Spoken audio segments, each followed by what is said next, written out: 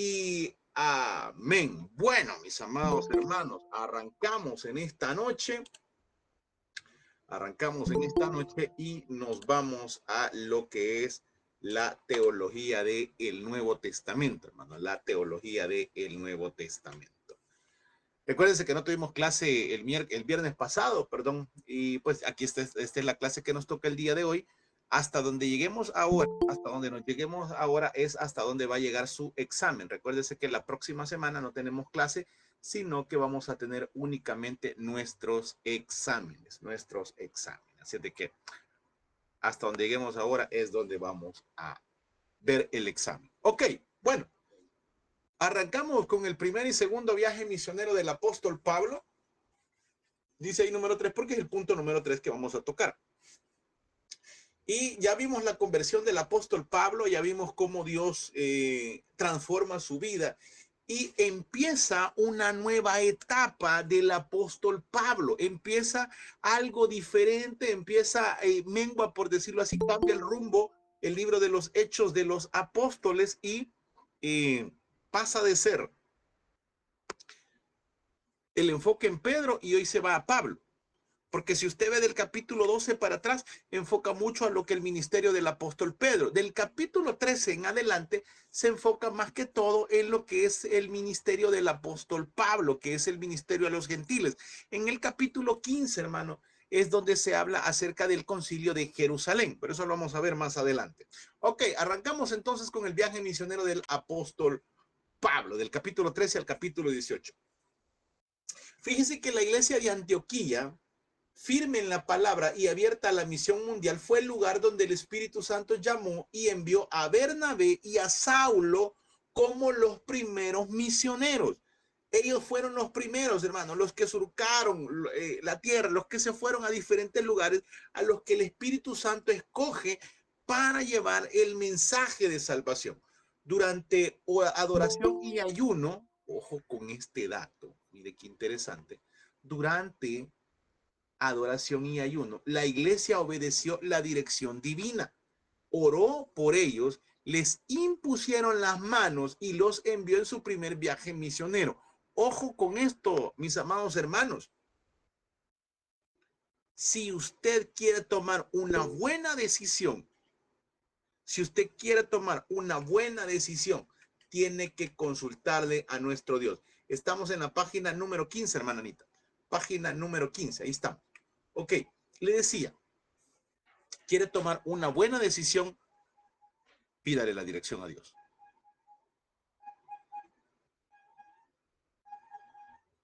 Ok, perfecto, hermano, no se preocupe, no hay ningún problema, no se preocupe. Ok, excelente, pastor Abraham, no hay problema. Ok, vea, le decía, se toma una decisión, pero ¿qué se hizo primero? Adoración y ayuda. Clave para tomar buenas decisiones. Clave. No ponga servidores solo por ponerlos. No ponga porque, yo veo que él es bueno en esto. No, pida la dirección a Dios. Si hubiese sido, hermano, por bueno, a mí nunca me hubieran puesto en escuela bíblica.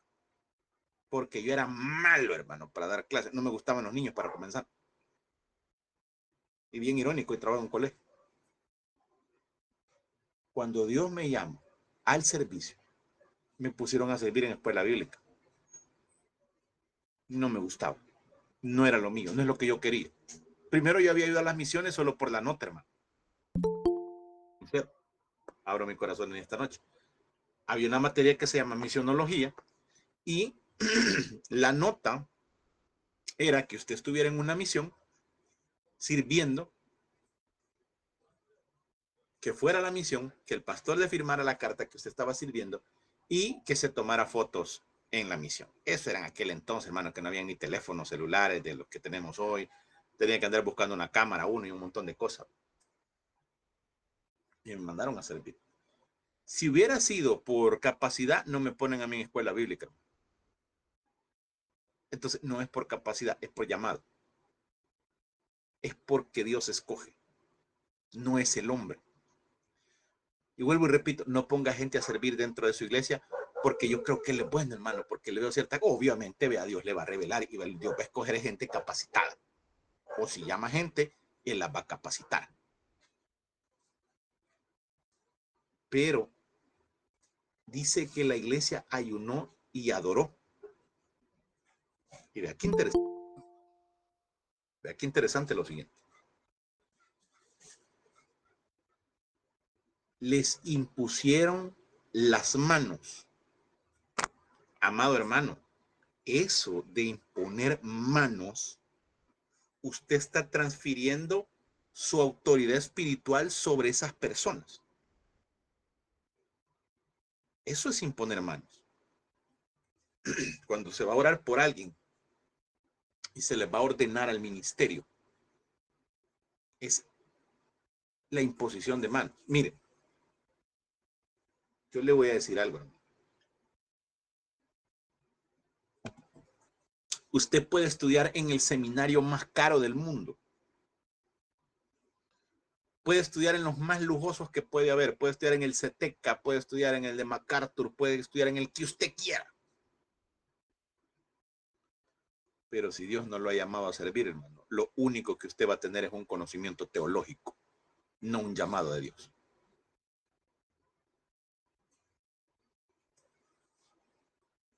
Le imponen las manos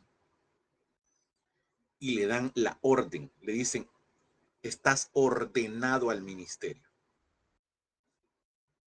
La autoridad que yo tengo te la delego a ti, la autoridad espiritual, porque para poder poner manos, tuvieron que haber puesto manos sobre él primero. No puede alguien que no sea ordenado ministrar y ordenar a otra persona, no se puede. Estos apóstoles, esta gente de la iglesia, dice que el Espíritu Santo, y por eso es bien lindo, el Espíritu Santo fue el que escogió a Pablo y a Bernabé, le ponen las manos y los mandan a servir. Ahora, vea qué interesante esto.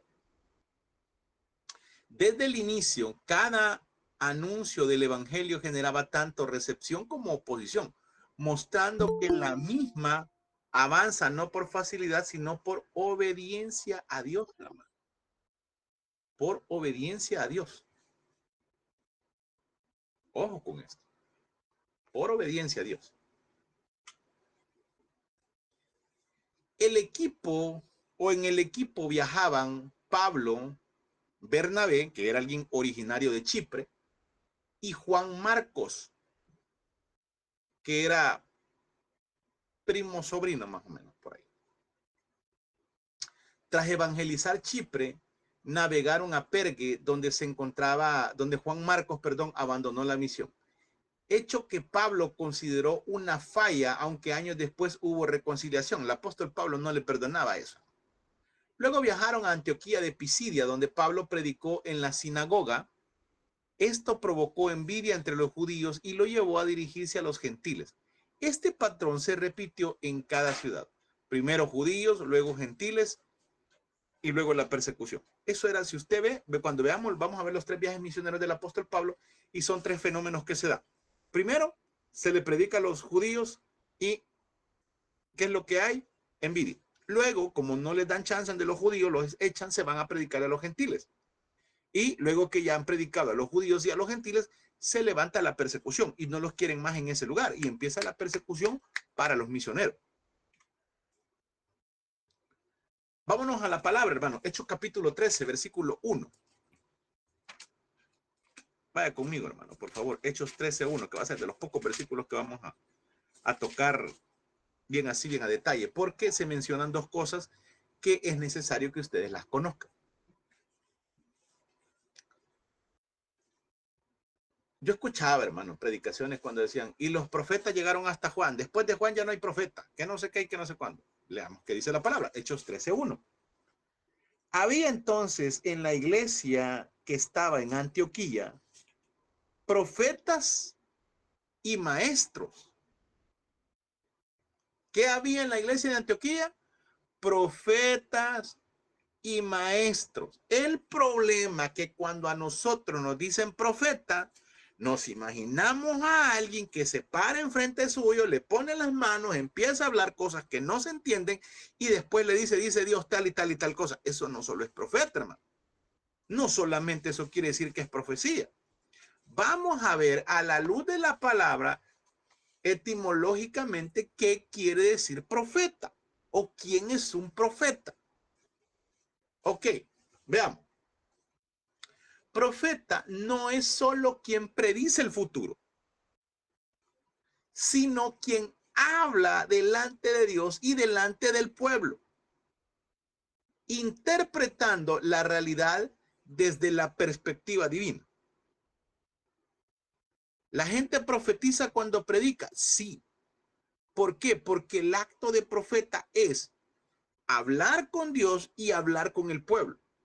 Yo voy a mi lugar apartado, a mi aposento, a mi lugar secreto a hablar con Dios para que Dios hable a mi vida.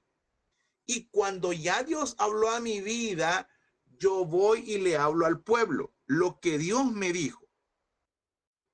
Hermanos que predican, si usted no fue a orar primero, a pedir la dirección a Dios, sino que se fue a ChatGPT o se fue al internet a bajar un sermón, eso no es palabra de Dios.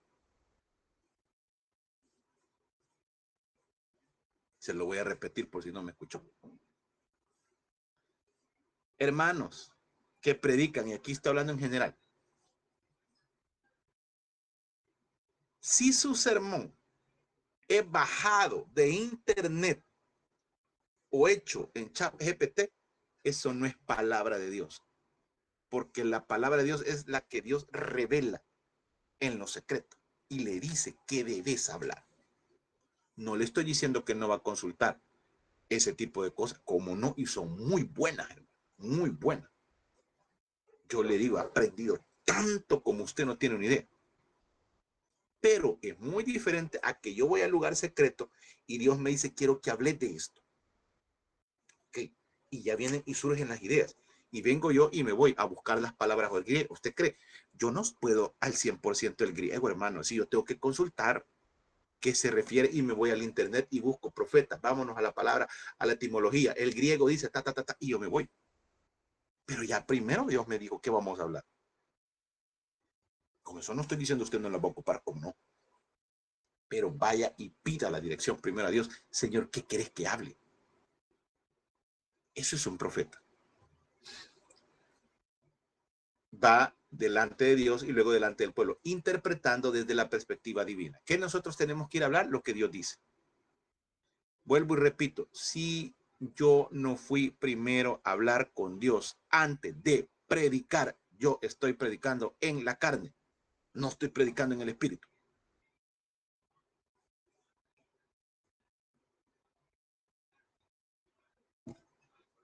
Por eso un sermón se prepara con tiempo, no de una noche para la otra. Voy a poner un ejemplo. Hace poco me invitaron a predicar. Me dieron el tema. Pastor, quiero que hable de esto. Ok. Terminando de hablar, que ya habíamos dado el ok, que iba a ir, porque Dios de una me dijo, dale, vas. Ok. ¿Qué es lo que hice? Preguntarle al Señor, dame la sabiduría, ¿qué tema quieres que hablemos? ¿Qué versículos vamos a ocupar para esa disertación? ¿Qué vamos a hablar para que eso funcione? Así es como funciona una presión. Permítanme.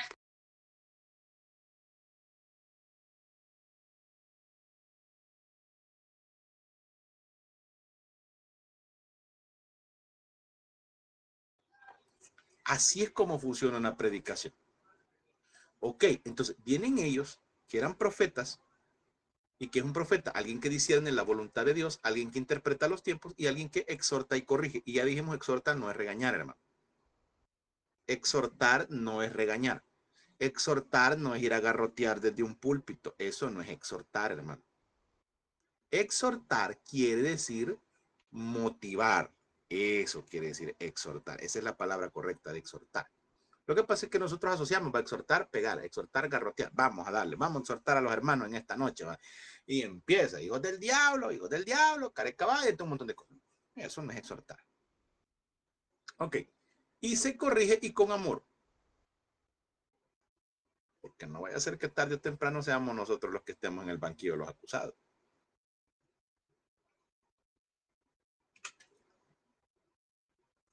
Luego viene la otra palabra, maestros. Dijimos que habían profetas y maestros. Y viene del griego didáskaloi, que de donde surge la palabra didasco, que viene de didáctica. ¿Qué es eso? Bueno, didasco, donde surge la palabra didáskaloi, es enseñar y formar. Enseñar y formar. No solo transmitir información, hermano, sino formar carácter. Un buen maestro a usted le moldea su carácter. Y aquellos buenos maestros son los que hacen chillar al alumno. Ese es un buen, y no porque lo humilla, no, porque le enseña a trabajar. Porque le dice cómo se hacen las cosas. Y cuando algo no sirve, le dice, esto está chambón, volvelo a hacer. Lo corrige. Y queda un patrón, hermano. Queda ya algo marcado. Yo tengo, ya se lo he contado en varias ocasiones, pero se lo voy a volver a contar porque viene al caso. Tengo 43 años.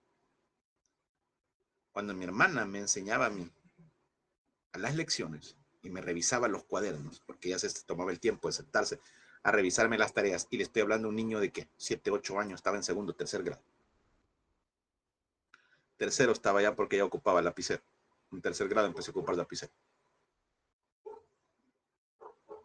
Me enseñó que los títulos y subtítulos y la fecha se escribían en rojo.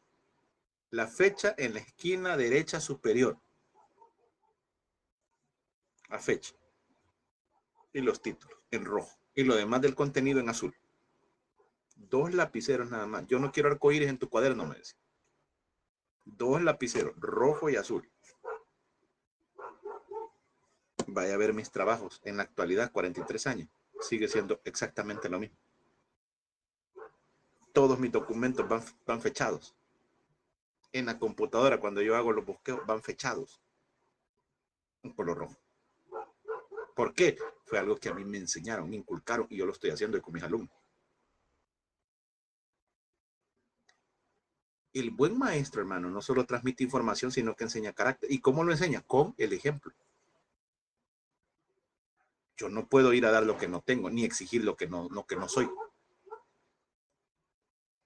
El maestro en el judaísmo y en el cristianismo primitivo, ¿qué hacía? Moldeaba la vida, no solo la mente. ¿Qué le dijo el Mesías? ¿Se acuerda que explicamos? Vea, mi yugo es fácil, ligera mi carga. ¿Qué le dijo? Mi forma que le voy a enseñar Torah es vivida, es así. El buen pastor, hermano, es el que le enseña a usted a vivir. Le dijo un día el pastor Ricaché al pastor Julio, que el pastor Ricaché es uno de los pastores de Almolonga, una ciudad allá en Guatemala. Dios cambia el espíritu. Amén. Dios lo mueve, hermano. En el momento Dios le cambia el sermón. Este pastor se va a Guatemala, Almolonga. Y una comunidad, hermano, pero con un dineral que tiene bárbaro. Los trajes de los chapines, hermano, los que ocupa aquí mi hermano, no me deja mentir, país, son caros, hermano. Los trajes de las chapincitas son caros. Y después del culto lo invitaron, se sentó con la comunidad, hermano. Y comiendo normal, el pastor con todo el mundo. ¿Y qué creen que comieron? Frijoles, cositas básicas. Y le dijo el pastor de Caché al pastor Julio, ¿crees que tu pastor se sentaría a comer contigo como lo estoy haciendo yo? Y le dijo, si tu pastor no conoce tu nombre y nunca se ha sentado a comer contigo, no es tu pastor, es tu predicador.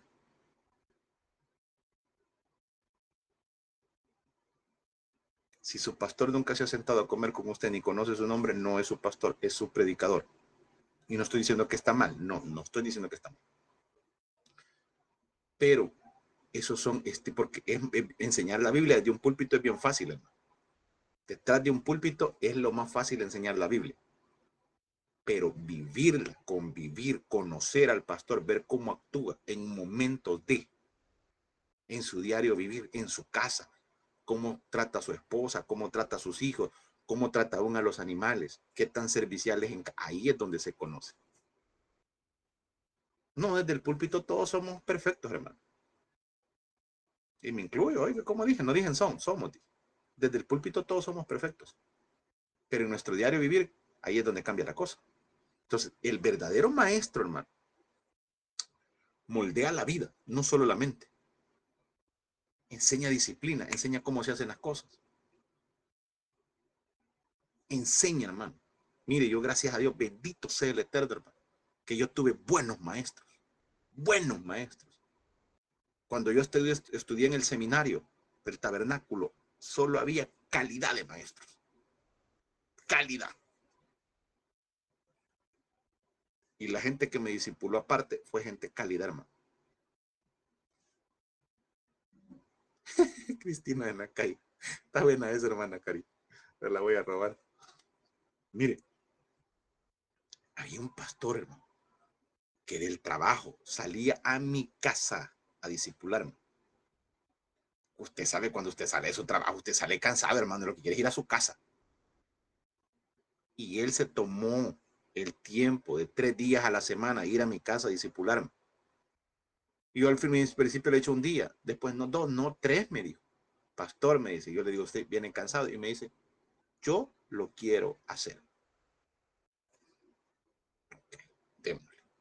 Salí de su trabajo, llegaba a mi casa a discipular, y se iba en el penúltimo bus, con tal de darme más clase. Él, solo él y yo, hermano. ¿Pero qué me cambió? Mi pensamiento. Mi pensamiento. Y yo hoy actúo como me enseñaron ellos que se actuaba. Bajo la lluvia, bajo el frío, nunca pusieron queja. Y iban a enseñarle solo a uno. Nunca esperó que fueran multitud, nunca me dijo, mira, conseguiste unos 10 y les voy a enseñar. No, con vos es suficiente, me dijo. Segundo, enseñan con el ejemplo. Ya le dije, enseñar desde el púlpito es lo más fácil. No, si desde el púlpito es lindo, hermano. Usted los escucha hablar y hablan maravillas. Pero ¿y en la vida privada? En la vida personal. Cuando andan en la calle, cuando andan en el mercado comprando.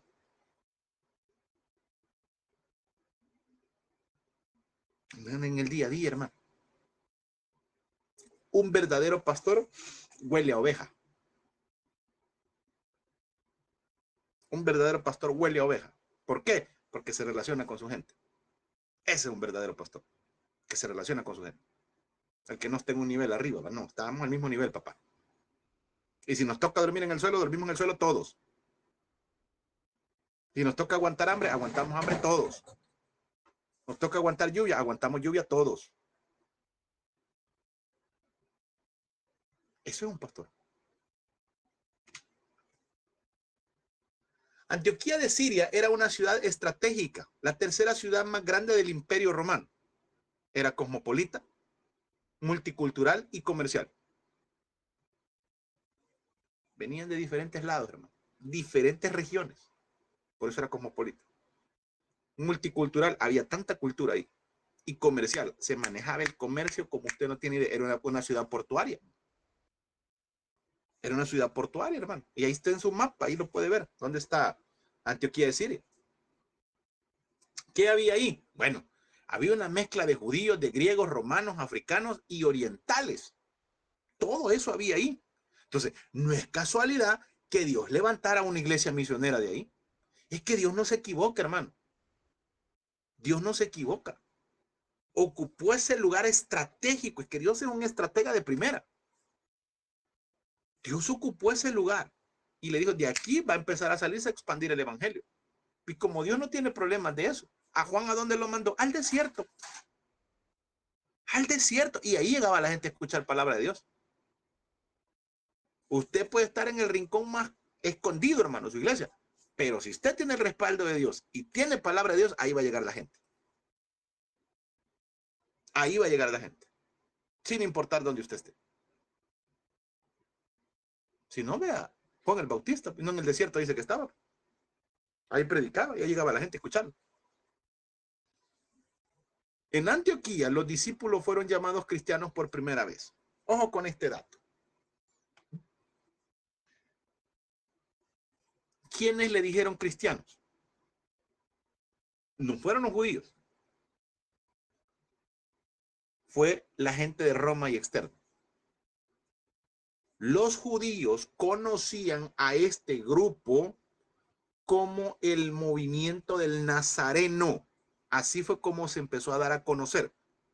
O los del camino. ¿Por qué? Porque andaban en el caminar de su Mesías. Por eso se les llamaba los del camino. Se les llama primero el movimiento del Nazareno, por Jesús Nazaret. Y luego en Antioquía se les llama por primera vez cristianos. En traducción dice Nazareno. ¿Por qué? Porque no. Eso no lo tienen ustedes. Nada de lo que van a ver ahora lo tienen ustedes. Nadita. Así es de que si puede ir copiando y si no, pues después lo copio. Vea. Les decía, les llaman cristianos, pero como una identificación. Como una identificación. Y no fueron los judíos. Eran los demás. Porque ellos no conocían el término cristiano. Ellos no lo manejaban. El término de ellos era el movimiento del Nazareno. Y ya se lo voy a enseñar más adelante bíblicamente. Ahora, ¿qué había en Antioquía? Bueno, una diversidad social extrema, pero así extrema, bárbara. Como Dios no tiene problemas de juntar a quien sea, lo demostró cuando escogió a los 12 apóstoles. Llamó a un pescador, llamó a un recaudador de impuestos, llamó a un celote, que era de un partido político que solo ofrecía machete, llama a 2 personas con un carácter explosivo, que eran los hijos del trueno, llama a uno que dudaba por todo, Tomás va a ver, no creo. Pastor, Tomás, no creo. Pastor, no creo. ¿En serio, Tomás? Y llamó a uno que metía la mano en las ofrendas. 12. Y ninguno de los 12 era buena pieza. Ninguno. Pero ¿cómo Dios no tiene problemas con eso? Cuando llama a esta gente, los que estaban en la iglesia, eran una diversidad increíble, hermano. Miren, por ejemplo, Bernabé era un levita. Níger era una persona afrodescendiente. La palabra, leámoslo, hermano. Vamos, vaya la palabra conmigo para que le quiero explicar algo. Capítulo 13. Había entonces en la iglesia que estaba en Antioquía profetas y maestros. Bernabé, Simón, al que le llamaban Níger. Ojo con este dato. Se cree que este Simón, dice la historia, esto no aparece en la Biblia, pero lo maneja la historia, que este Simón fue el mismo Simón de Cirene, el que le ayudó al Mesías con la cruz. Y si usted ve Cirene, está en la parte de Egipto, por ahí abajo. Y a él le decían por sobrenombre Níger. Níger, que significa negro. Eso significa Níger. Le decían de sobrenombre, el Níger, el negro. Hoy cuando usted le quiere decir a alguien negro de cariño, díganle Níger. Ya lo está diciendo, me están oyendo YouTube, me van a suspender el canal, hermano, por decir esas cosas. Luego estaba un norteafricano, que era Lucio. También estaba un aristócrata criado con la élite, hermano. Y este era otro nivel, que era Manaén, que había sido criado con, imagínense, había sido criado con Herodes en los palacios, hermano. Y por último, para cerrar con broche de oro, un ex fariseo, perseguidor de la iglesia, el cual había consentido que mataran a Esteban. Saulo de Tarso. Solo figuras, hermano. Solo firmas. Culturalmente, esto era escandaloso. Era improbable, hermano, que un levita estuviera sentado con un africano, con una persona de la alta alcurnia que había sido criado con Herodes y un asesino. Fariseo. No era congruente, hermano.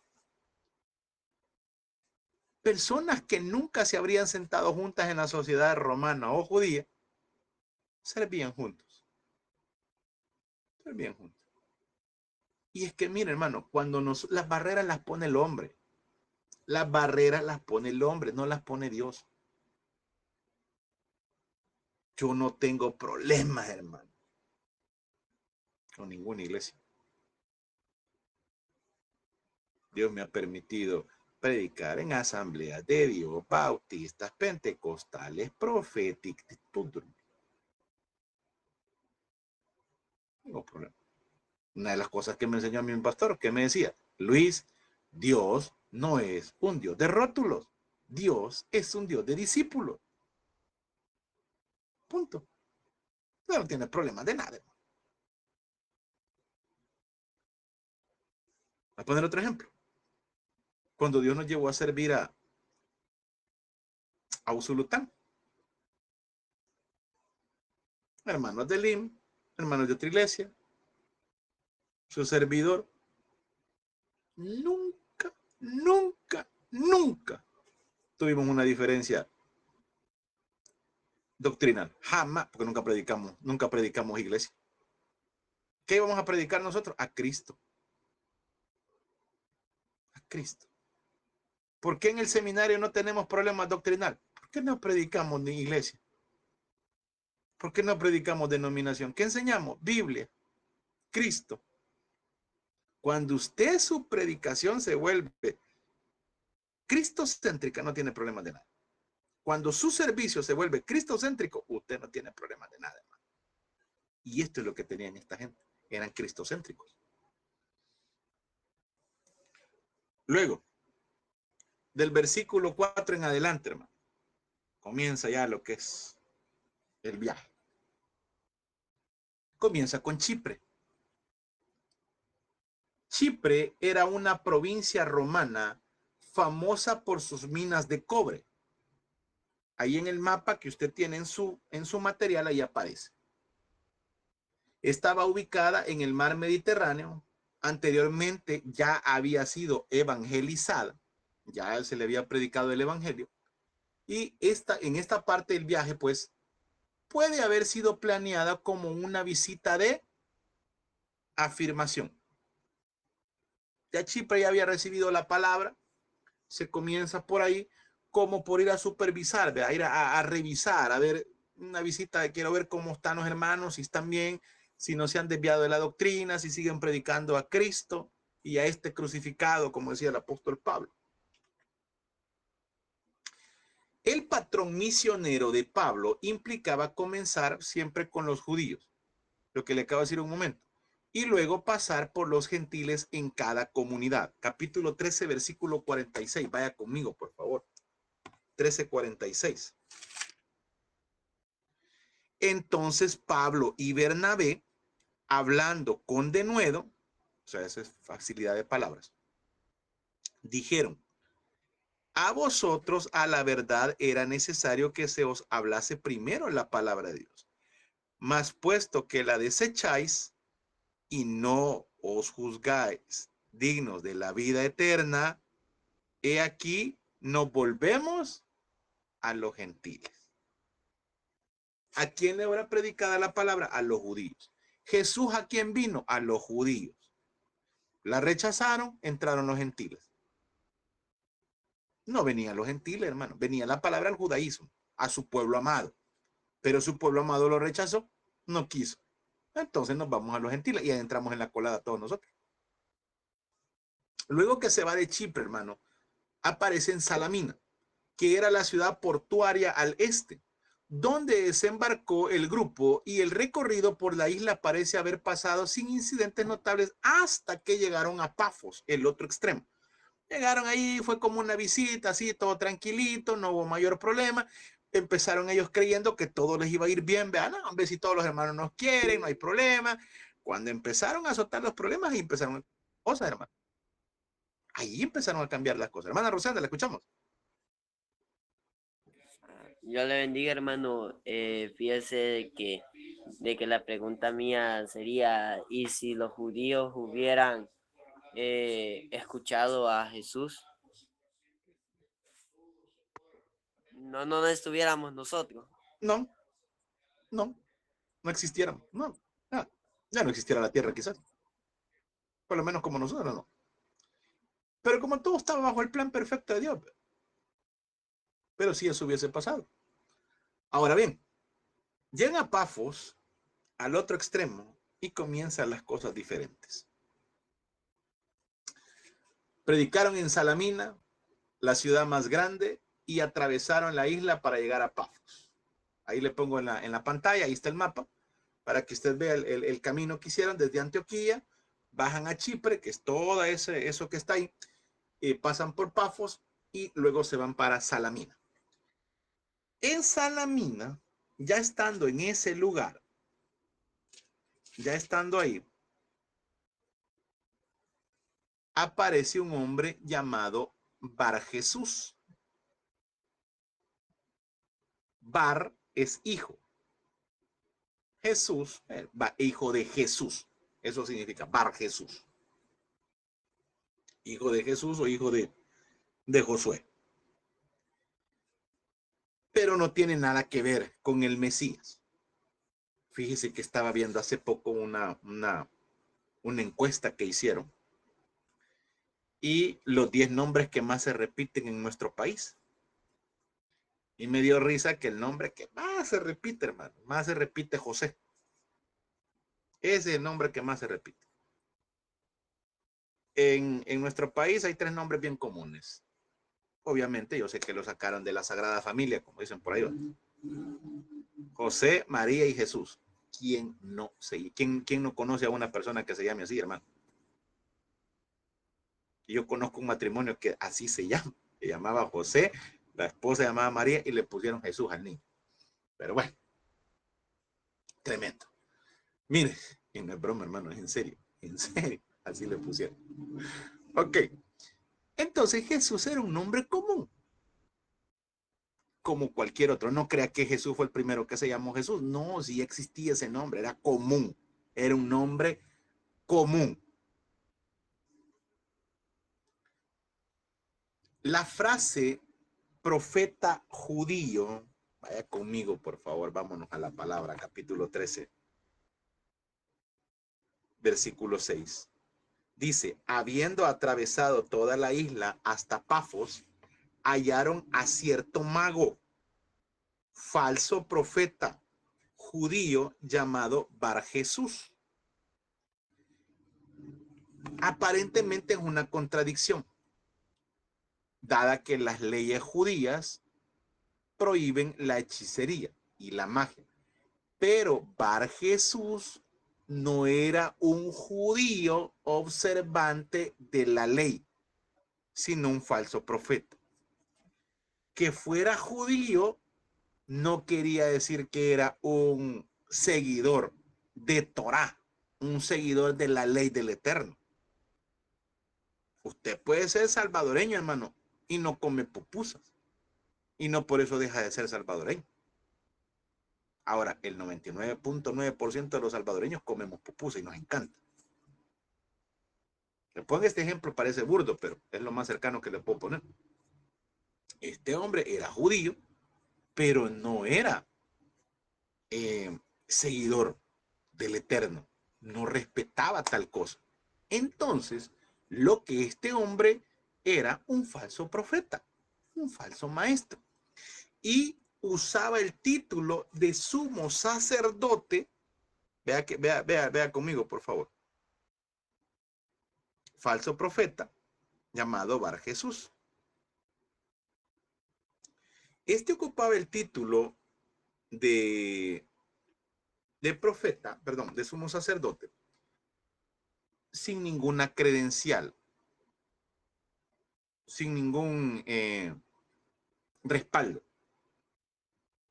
sino que su respaldo eran entidades mágicas espirituales. Usted sabe que la maldad existe, hermano. La brujería ha existido desde hace tiempo y existe y es real. Eso no lo vamos a negar. Entonces, este hombre era practicante de la magia, practicante de la hechicería, de la santería y todo eso. Pero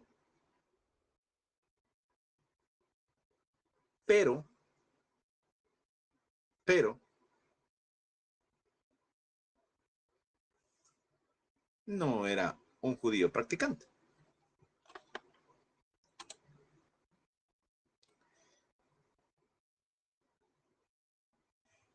Veamos. El gobernador de Chipre, el procónsul, que era un gentil, Sergio Paulo, tenía cierto respeto, y conexiones de alguna forma con el judaísmo, dado que tenía como uno de sus asesores a un judío, aunque también fuera hereje, y mostró interés en Bernabé y Saulo. ¿Qué era un procónsul? Un procónsul era un gobernador designado por Roma de una provincia senatorial como era Chipre. ¿Qué es un procónsul? Era un gobernador designado por Roma en una provincia. Pregunta de examen. ¿Qué era un procónsul? Era un gobernador designado por Roma de una provincia. Eso es un procónsul. Pregunta de examen. Seguimos. Entonces, este Sergio Paulo, que era un gentil puesto por Roma, gobernaba la ciudad de Chipre, que tenía asesores, mostró interés en Bernabé y en Saulo. Pero también se presenta la oposición por medio de Bar Jesús, quien también se llamaba Elimás, que significa hechicero. Amado hermano, mire, cuando usted decide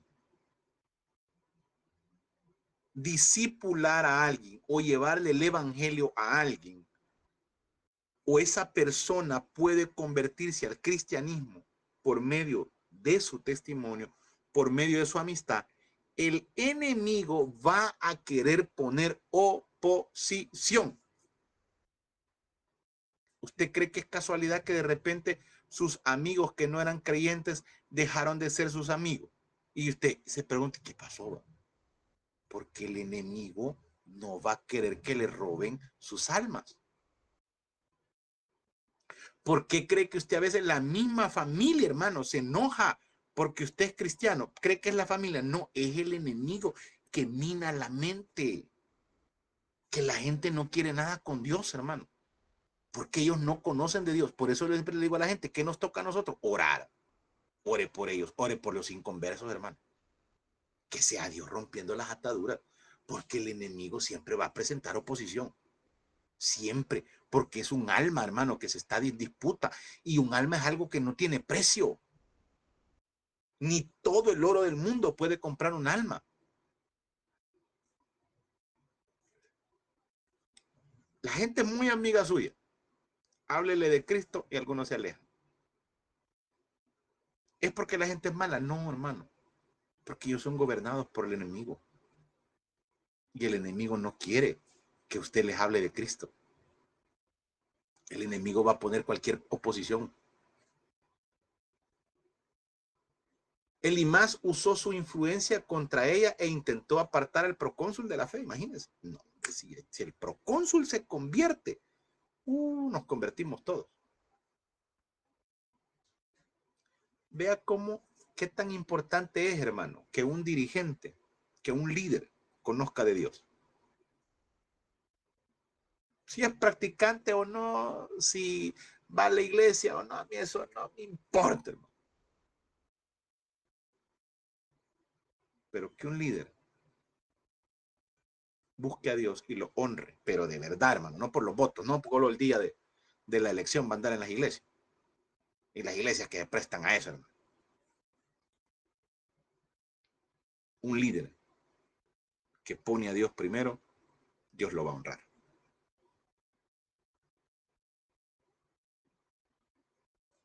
Y la gente quiere que los líderes religiosos, que los líderes políticos sean religiosos.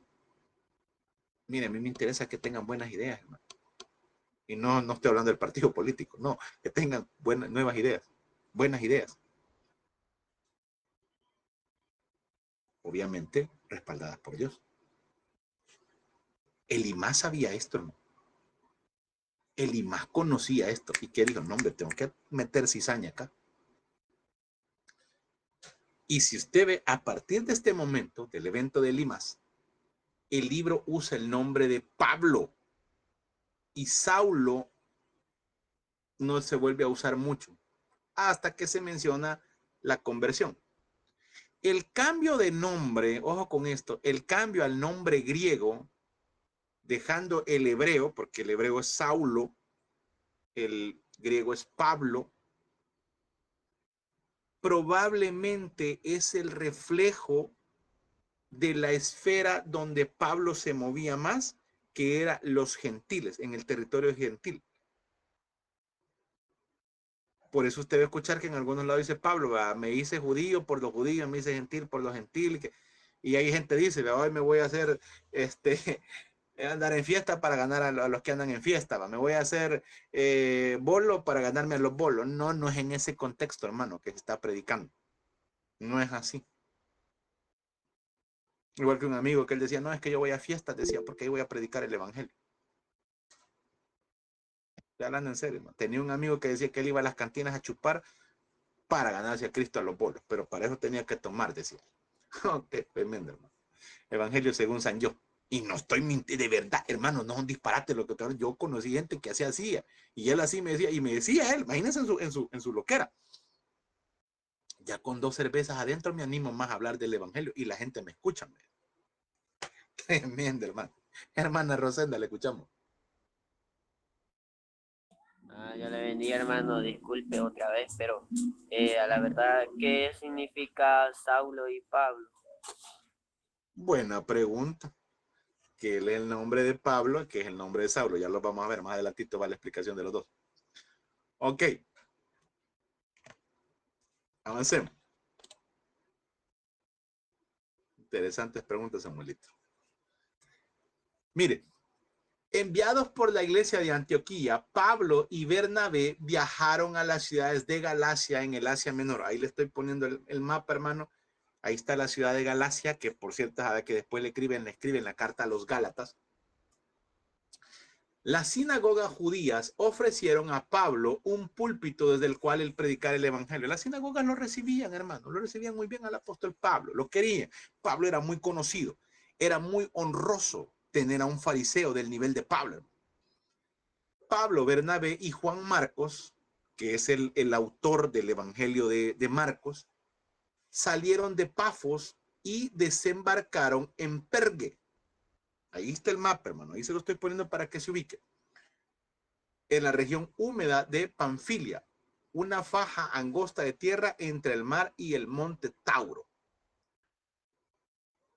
Siguieron el camino escarpado hacia las alturas de Pisidia en Galacia. Cuando los judíos rechazaron su mensaje, Pablo predicó a los gentiles y los judíos echaron a Pablo y a Bernabé de la ciudad de Antioquía de Pisidia. Yo le voy a pedir, hermano, que por favor lea del capítulo 13 en adelante, del capítulo 13 al 28, hermano. Del capítulo 13 al 28. Para que usted conozca los viajes misioneros del apóstol Pablo. Obviamente no vamos a poder ver todos los capítulos en la clase, pero usted va a tener un panorama más amplio y va a lograr identificar lo que yo le estoy hablando y tratando de explicar en esta noche. Entonces, los judíos lo rechazan y no solamente eso, sino que los echaron, hermano.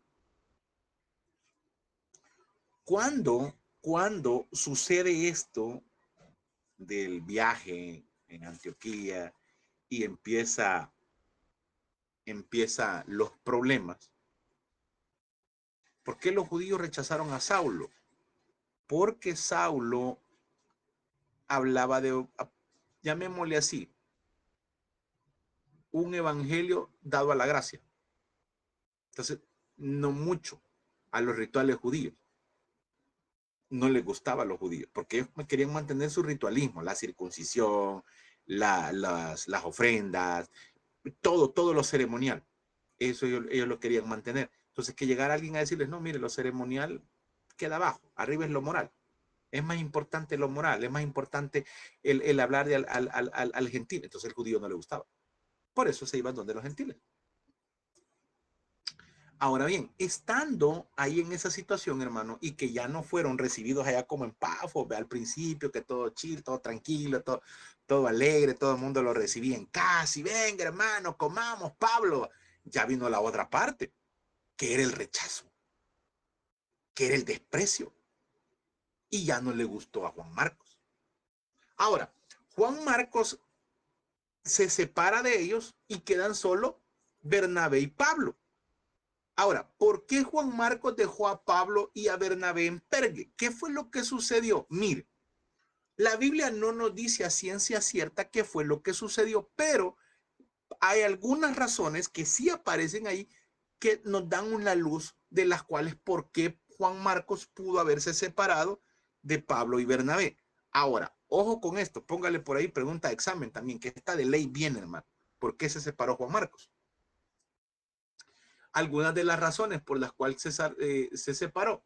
Primero era un joven, hermano, era un joven y posiblemente extrañó su hogar. Ser misionero no es fácil, hermano. Ser misionero es dejarlo todo e irse a servir. Y no le estoy hablando de irse a vivir del todo, no, hermano. Hay cosas que usted va a dejar. La comodidad principalmente. La comodidad. Usted no sabe dónde le va a tocar dormir. Mire, a mí me ha tocado ir a predicar a lugares donde me ha tocado dormir en el suelo. Y me ha tocado ir a predicar a lugares donde me dan unas habitaciones hasta con aire acondicionado. De los dos lados, me ha tocado. Y de los dos lados lo he disfrutado. De los dos lados he sentido rico. Porque se disfruta tanto el dormir en el suelo como dormir en aire acondicionado. Se disfruta.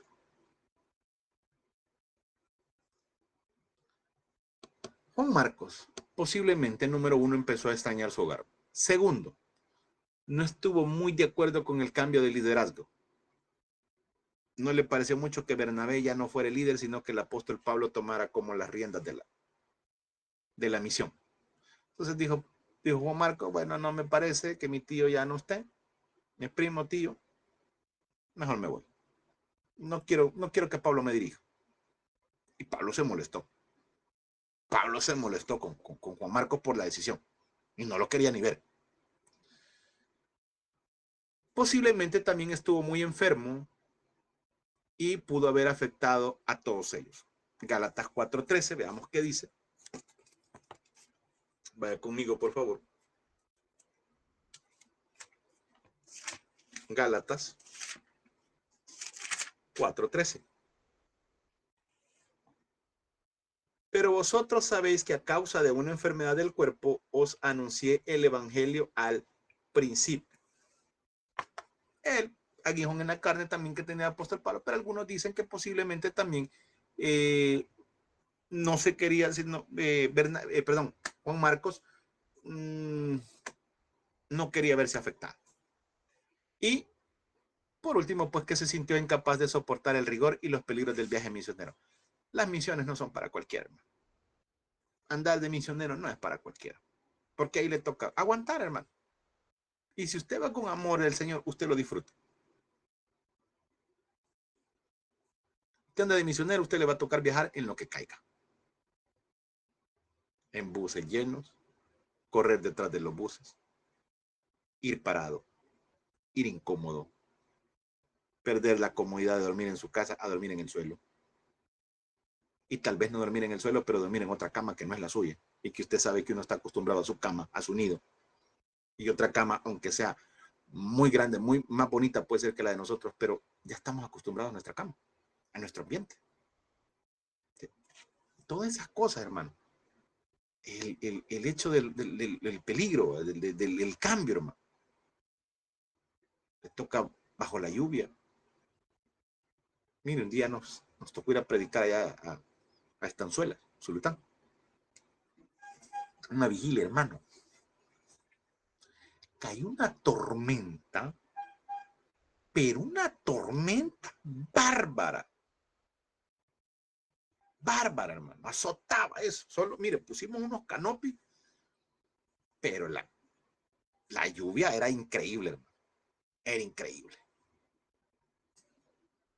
Una gente se fue, otros se quedaron. Nosotros nos tocó quedarnos, hermano. Como que éramos pollitos así, todos chupados. Bajo la lluvia prediqué, hermano. Así un hermano medio puso el paraguas y otro un canopy por ahí, el gran río pasando, hermano. Y ahí está en la foto, vea el Facebook, ahí está en la foto, no me estoy mintiendo, ahí está en la foto, que la vea. Si usted cree que el campo misionero es fácil, no. Pablo y Bernabé, cuando llegaron a Iconio, hablaron en la sinagoga a judíos y a griegos. Los griegos eran gentiles, prosélitos que habían aceptado el judaísmo. Cuando vea prosélitos, hermano, es que ellos pertenecían a algo y se convierten al judaísmo, lo aceptan, circuncisión y todo lo demás. Pablo y Bernabé, a medida que se iban alejando con el evangelio, también estaban arriesgando sus vidas cada vez más. Lo que les estaba preparado en Iconio era un linchamiento. Vea, lea, por eso le digo, lea los capítulos. En Iconio los querían linchar, ¿no? ¿Qué es linchar? Un castigo usualmente con la muerte. Pero ellos valientemente siguieron siguiendo a Cristo, sabiendo lo que les venía. Y usted ve que va a ver que en otros viajes misioneros los garrotearon, los metieron a la cárcel por predicar el evangelio. Y hoy hablan de persecución. No. Mire, hermano, no caiga en el sensacionalismo. No caiga en el sensacionalismo. Hace poco un hermano me mandó un video, pedir permiso para hablar de esto. Y es que el salvadoreño es único. Aparece, no sé si es nuevo ese video, no sé, en TikTok está ahí, y me lo mandaron. Solo medio lo vi. Donde un entrevista, el de que da las noticias, aparece hablando de que El Salvador, la religión, está preocupada por la llegada del islamismo. Si eso no es nuevo, hermano, el islamismo es viejo de estar aquí. Viejo. La gente cree que es nuevo. El club árabe, hermano, el que está allá por el Luceiro, eso es viejo de estar ahí, hermano. Lo que pasa es que la gente es sensacionalista. Y aparecen ahí hablando, vea que aparece la mezquita que está ahí en el centro, que hasta regalan los Coranes. Espero algún día poder pasar por ahí, ir a recoger mi Corán. Yo quiero un Corán, hermano, lo tengo, pero en PDF, no lo tengo físico. Y aparecen entrevistando ahí a la gente. Y el montón de gente ahí con tapado y tal. Y salen entrevistando a dos pastores. Y dice que ellos están muy preocupados porque la gente se puede ir al islamismo y ya no van a tener la misma cantidad. Somos un pueblo cristiano, digo, y ellos sí exigen que no lleve el evangelio, pero aquí quieren imponer la religión del Islam y nosotros estamos en contra y que no sé qué y que no sé cuándo. ¿Sabe qué se me vino a la mente? Estos tienen miedo que se les acabe el negocio. Seamos sinceros, hermano. Seamos sinceros, cuando usted está seguro de lo que usted predica, usted no tiene miedo, hermano. Usted tiene miedo. No, el hermano, no, estos pastores lo que tienen es miedo que les acabe el negocio de las iglesias. Y no de eso viven. Y lo digo abiertamente y sin miedo, hermano. Negocio. Si yo estoy metido en esto, pues, yo sé cómo manejan las finanzas. Yo sé cuándo lo hacen negocio.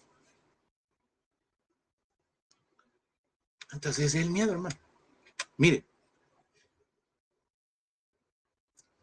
cuando usted está seguro, usted no tiene miedo. y no cae en este tipo de cuestiones. El apóstol Pablo estaba seguro, hermano. Y si había que pagar con su vida, démosle. Démosle. Y por eso le decía, hablan de persecución, vea que, ay, hoy la iglesia es perseguida. Mentira, que el evangelio no es perseguido, hermano. No es perseguido, mentira. Pero es que mire, yo donde estaba, me ultrajaron. Eso no es persecución, hermano. La gente andaba aquí de malas y no quería escuchar palabra de Dios. Eso no es persecución. Que miren, me cerraron la puerta. A los testigos de Jehová les echan hasta agua, hermano. Y eso no es persecución. Persecución va a ser de verdad cuando huelen cabeza. Eso es persecución. Mire, Pablo y Bernabé se vieron involucrados en un extraño incidente en Listra. Este pasaje muestra cómo los apóstoles trataban con los auditorios paganos gentiles. Aquí simple gente de pueblo, y en el 17 o en adelante eran atenienses muy cultos, muy conocedores. Quizás es significativo que a ambos casos el evangelio fue malentendido al principio. Si usted ve el capítulo 17 del libro de los Hechos de los Apóstoles, que se da el alboroto en Tesalónica, y Pablo y Silas en Berea y toda la cuestión. Pablo en Atenas, cuando les dice al Dios no conocido. A partir de los versículos 8 al 11 se puede ver que la predicación inicial del apóstol Pablo tuvo lugar al aire libre, quizás cerca de las puertas de la ciudad, posiblemente. Y la predicación y especialmente la curación impresionaron, ojo con esto, impresionaron a la multitud, que tuvieron la idea errada de confundir a los apóstoles con los dioses. Los confundieron con Zeus y Hermes. Hermes, pues es Hermes. Conocidos también como Júpiter y Mercurio. Zeus y Hermes eran dioses populares en el mundo romano. Y hay una antigua historia de estos dos dioses.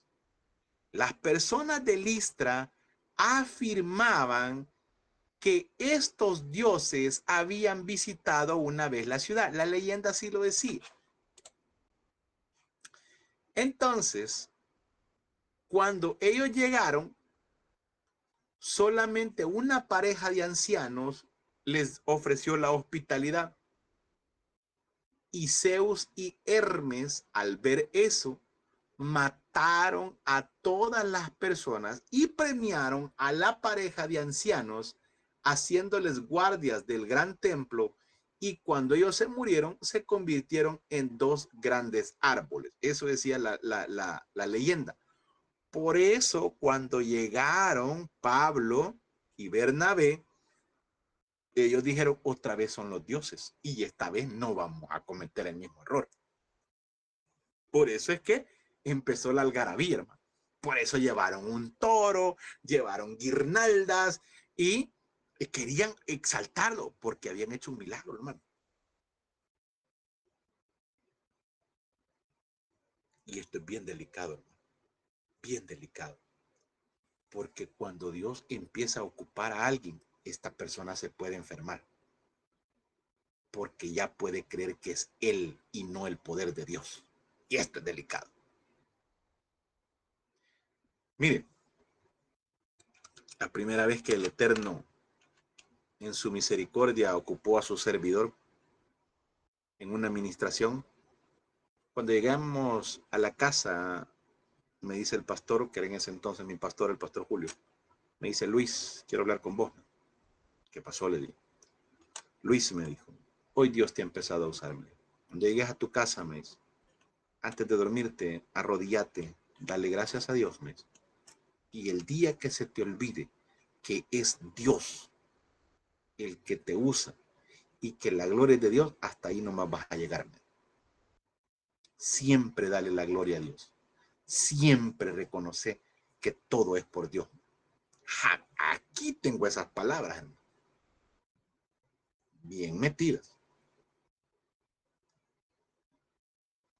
Amado hermano, cuando un predicador medio empieza a ser invitado a varios lugares, ya empieza la ínfula, hermano. Empieza la ínfula. Y se nos olvida que Dios no somos nosotros. Amado hermano, este seminario está por la misericordia de Dios, no por otra cosa. No por una estrategia de marketing y que la impulse. Mentira, está por la misericordia de Dios. Y tenemos 3 grupos por la misericordia de Dios. Y el día que eso se nos olvide, hasta ahí nomás llegó el seminario.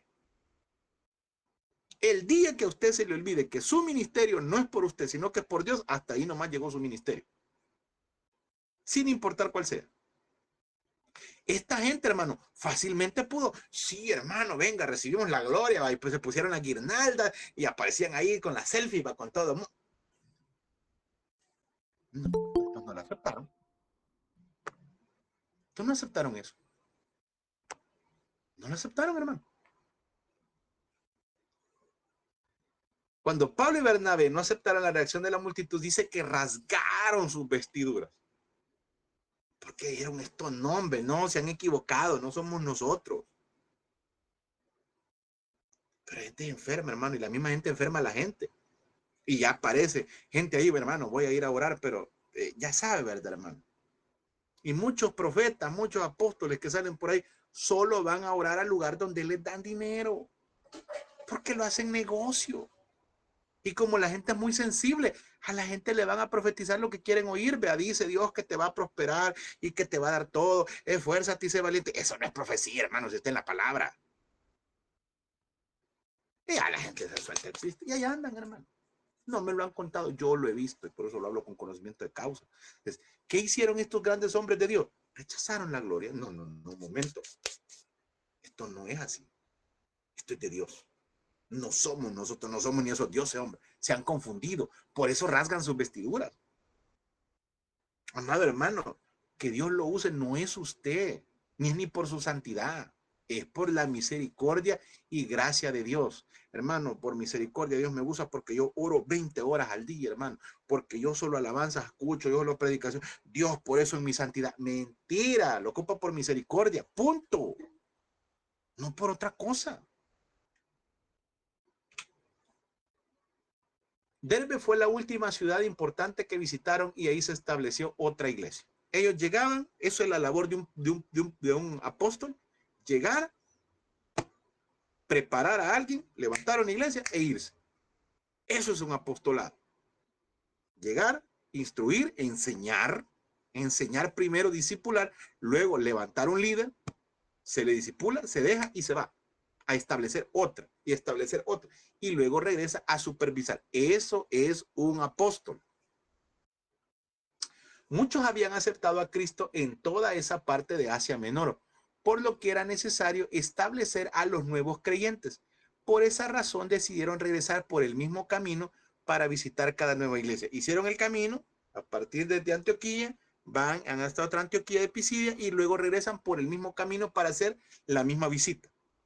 Por el lado que se fueron, por el lado regresaron, revisando, viendo a los hermanos, no solo para ir a condenar, ver qué necesidades había, principalmente las necesidades doctrinales, principalmente qué es lo que se estaba enseñando, ver cómo se manejaba. Eso estaba haciendo el apóstol. El regreso a su iglesia de Antioquía de Siria, ellos lograron 3 propósitos. Cuando ellos regresan a la iglesia, logran 3 propósitos. Número 1, confirmar los ánimos de los discípulos.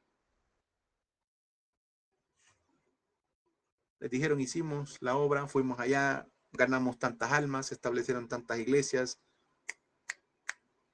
levantaron el ánimo de la gente. Segundo, constituyeron ancianos en cada iglesia, lo que le acabo de estar diciendo. Cuando dice la palabra el anciano, el líder, el que preside, hermano. Ahí no les ponía la palabra pastor. Ellos iban, Pablo y Bernabé, discipulaban a la gente, les daban ánimo a seguir en las cosas de Dios, veían a alguien que Dios les decía quién era, y lo establecían como el anciano de la iglesia. Lo establecían para que fuera él el dirigente, para que él dirigiera. Y se iba. Y cuando regresan, hermano, a su iglesia madre, contaron lo que Dios había hecho en su viaje misionero, rindieron cuentas.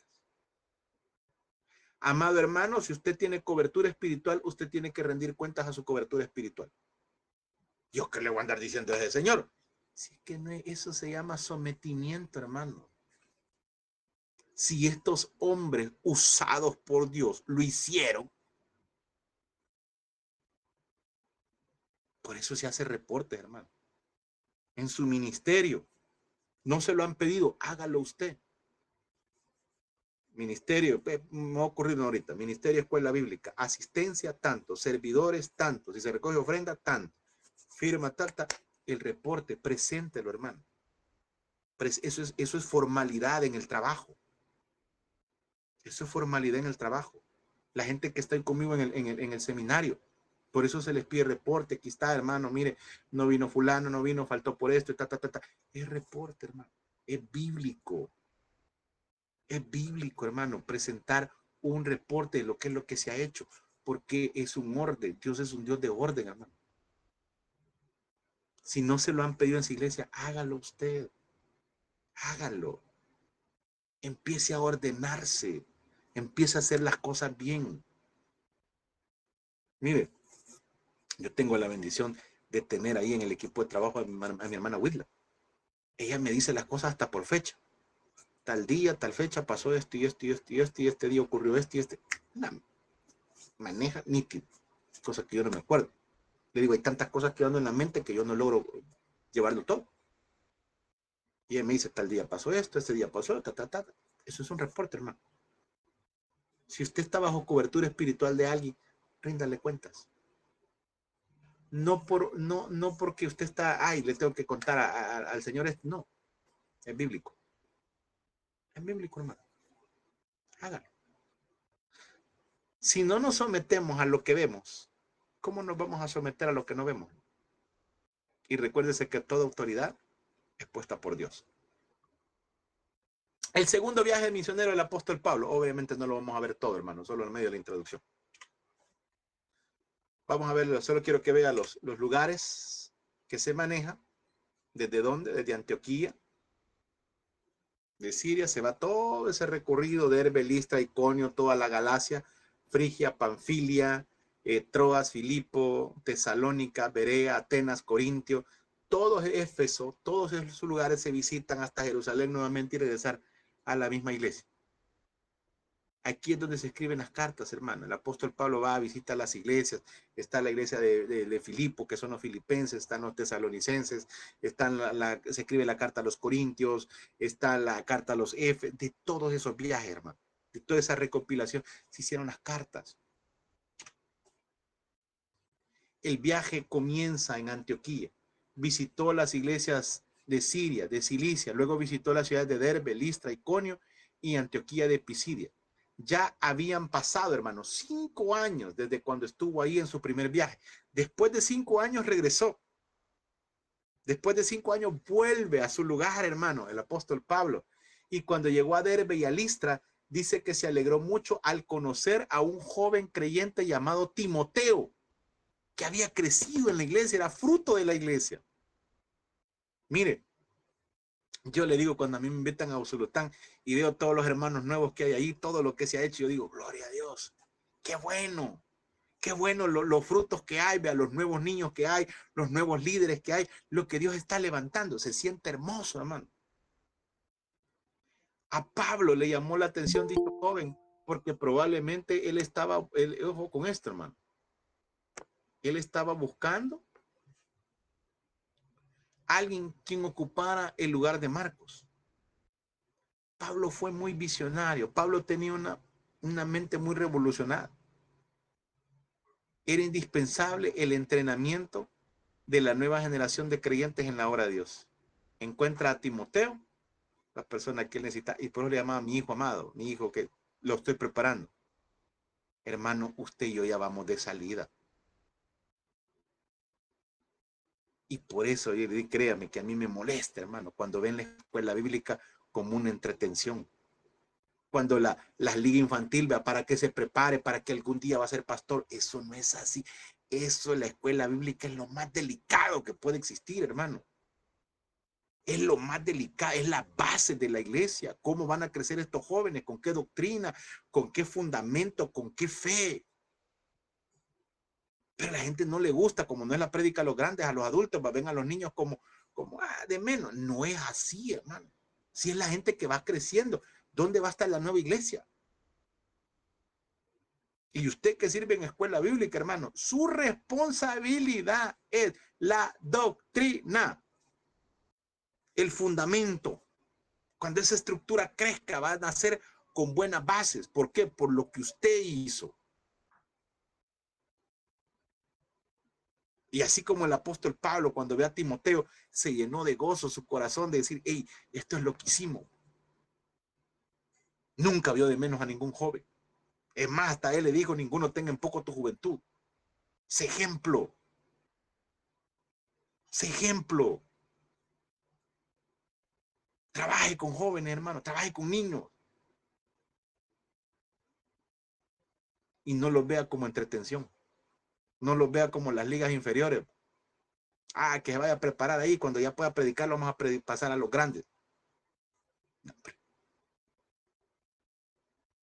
el futuro de la iglesia. ¿Qué bases estamos haciendo con ellos? Timoteo y su madre Eunice estaban en Listra. Tal vez Eunice oyó predicar al apóstol Pablo cuando estuvo ahí durante su primer viaje misionero. Sin embargo, parece haber un problema con el hecho de la circuncisión. Precisamente cuando el apóstol Pablo venía de hablar de estar en contra, hermano, que se le exigiera la circuncisión a la gente. Ahora, ¿por qué Pablo, el mismo defensor de la doctrina de la salvación por la gracia, circuncidó a Timoteo? ¿Por qué? Bueno, ve qué interesante. Pablo circuncida a Timoteo para poderlo llevar a la sinagoga. Recuérdense que para los judíos era muy importante la circuncisión. Entonces, Pablo circuncida a Timoteo. Pablo circuncida a Timoteo.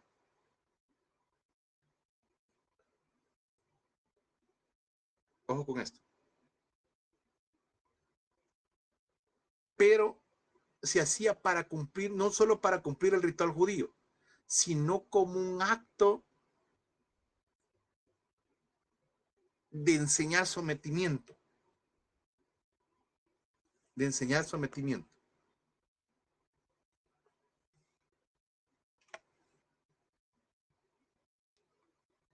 Era un acto de madurez, hermano. Respetaba las condiciones sociales, culturales, religiosas. Y ojo con esto. La razón era que Timoteo era judío por parte de su mamá y su padre era griego. A Timoteo no lo obligaron a circuncidarse, pero él voluntariamente lo hizo para pasar encima cualquier barrera que impidiera su testimonio por Cristo. Además, Pablo no podía andar con un judío incircunciso por causa de los judíos que encontraría en las regiones donde iría. Amado hermano, hay cosas que usted y yo vamos a dejar de hacer por amor a Cristo, por los lugares donde vamos a andar. Hay cosas que usted y yo ya no podemos hacer, hermano.